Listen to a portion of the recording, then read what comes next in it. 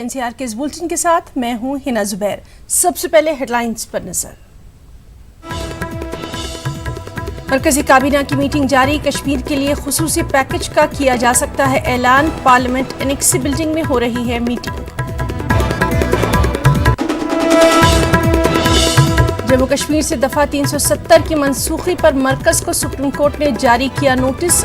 अक्टूबर में आईनी बेंच तमाम अर्जियों पर करेगी समाअत। अर्जी गुजार मोहम्मद अलीमुद्दीन और सीताराम येचूरी को अदालत ने दी राहत। साबिक IAS Shah Faisal Delhi high court से हुए रुजू। अपने खिलाफ जारी लुकआउट सर्कुलर की नकल फराहम करने की अपील। अदालत ने मरकज को जवाब दाखिल करने की दी हिदायत। पाकिस्तान के अक़वाम मुत्तहिदा को लिखे गए खत में राहुल गांधी के जिक्र पर सियासत हुई तेज। बीजेपी ने कहा कांग्रेस ने हिंदुस्तान को दिए हैं कई जख्म, तो राहुल गांधी ने ट्वीट कर पेश कर दी अपनी सफाई।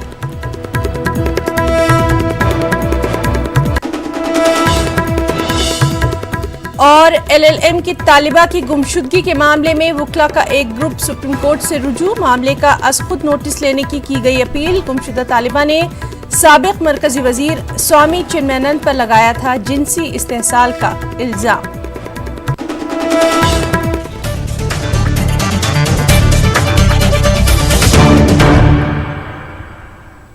दफा 370 के ताल्लुक से अर्जियों पर सुप्रीम कोर्ट में समाअत हुई। अदालत ने मनसूखी की आईनी हैसियत को चुनौती देने वाली तमाम अर्जियों को आईनी बेंच के सुपुर्द कर दिया है।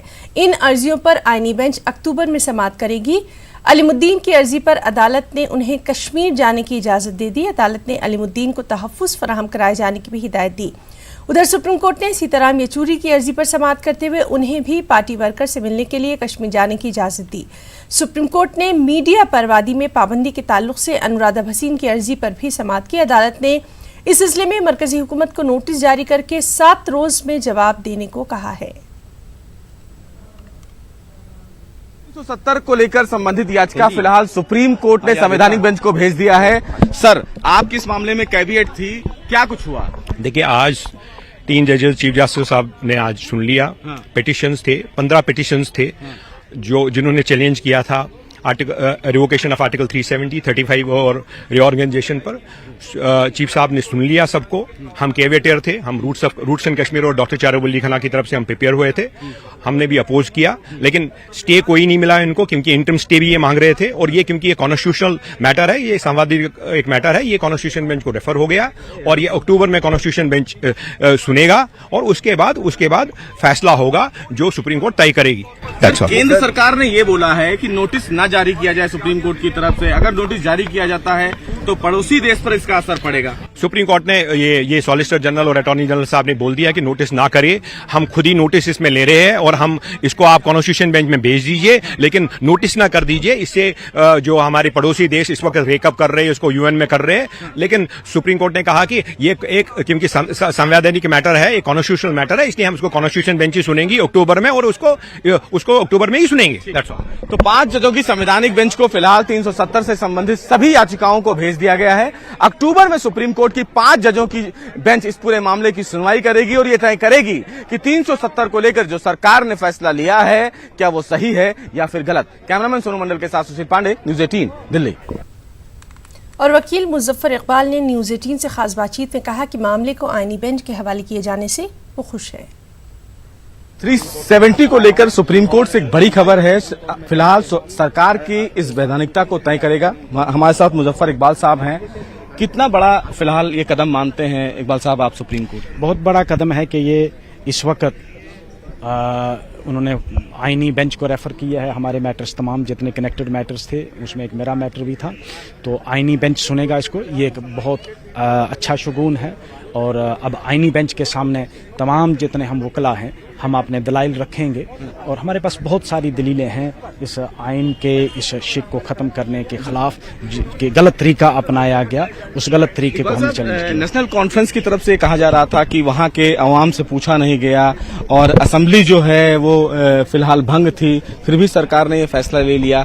कैसे देखते हैं फिलहाल सुप्रीम कोर्ट का ये कदम? और दूसरा कि सरकार बार बार ये कह रही थी कि हम खुद इस नोटिस को ले लेते हैं, आप नोटिस न जारी करिए क्योंकि इंटरनेशनल लेवल पर इसका बुरा असर पड़ेगा। वो एक बड़ा पिटीफुल आर्गुमेंट था, चीफ साहब ने नहीं माना। अदर साइड ने ये आर्गुमेंट दिया था कि बैरून ममालिक इसका बड़ा असर पड़ेगा, लेकिन वो एक बेजार आर्गुमेंट है कि बैरून ममालिक लोग क्या सोचेंगे उस बुनियादों पे थोड़ा सुप्रीम कोर्ट चलेगा। सुप्रीम कोर्ट तो अपने बनाए हुए तौर तरीकों पे चलेगा और आइन के मुताबिक चलेगा। इकबाल साहब, आप वहीं से ताल्लुक रखते हैं, जम्मू कश्मीर से।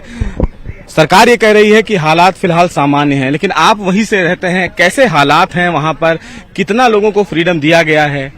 कुछ कश्मीर पूरा बंद है, राजौरी पुंछ खुला है, लेकिन खौफ हरास है। राजौरी पुंछ एक बॉर्डर एरिया है, आपको पता है कि वहाँ तो आए दिन पाकिस्तान से फायरिंग होती रहती है।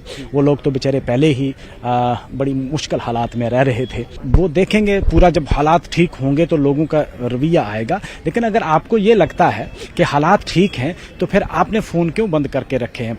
आज सुप्रीम कोर्ट में इतनी पिटीशंस लगी थी कि भाई कम्युनिकेशन जो ब्लॉकेड है इसको हटाया जाए, तो क्यों कम्युनिकेशन ब्लॉकेड है फिर अगर हालात ठीक हैं? तो फिलहाल अब 5 जजों की संवैधानिक बिल्कुल, अब 5 जजों की एक बेंच जो है वो सुनेगी इसको, हम उसके सामने आर्गू करेंगे। तो फिलहाल 370 को लेकर जो याचिकाएं दाखिल की गई थी, उन तमाम याचिकाओं को सुप्रीम कोर्ट ने संवैधानिक बेंच को भेज दिया है। अब सरकार के द्वारा लिए गए इस फैसले को 5 जजों की संवैधानिक पीठ तय करेगी और ये देखेगी कि जो फैसला सरकार के द्वारा लिया गया है वो सही है या फिर गलत। कैमरामैन सोनू के साथ सुशील पांडे, न्यूज़ 18, दिल्ली। और वहीं सामाजिक कारकुन और वकील तहसीन पूनेवाला ने सुप्रीम कोर्ट के जम्मू कश्मीर से दफा 370 की मनसूखी पर मरकज को नोटिस जारी करने का खैर मकदम किया। तहसीन पूनेवाला से खास बातचीत की हमारे नुमाइंदे ने।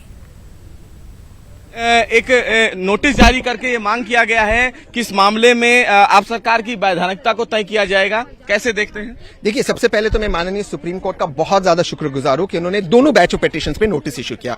जो 370 वाला मामला था वो मेरा मामला नहीं है, मैं तो चाहता हूं 370 हट जाए, लेकिन मेरा जो मामला था रिस्ट्रिक्शंस में था, वो 7 दिन के अंदर उस पर सुनवाई होगी और उसके लिए नोटिस इश्यू है। मैं सुप्रीम कोर्ट का बहुत ज्यादा शुक्रगुजार हूं। सरकार बार बार ये कह रही थी कि हम फॉर्मल नोटिस ले लेते हैं, अगर इस पर नोटिस जारी किया जाता है तो पड़ोसी देश इसका फायदा उठाएंगे। इसको कैसे देखते हैं?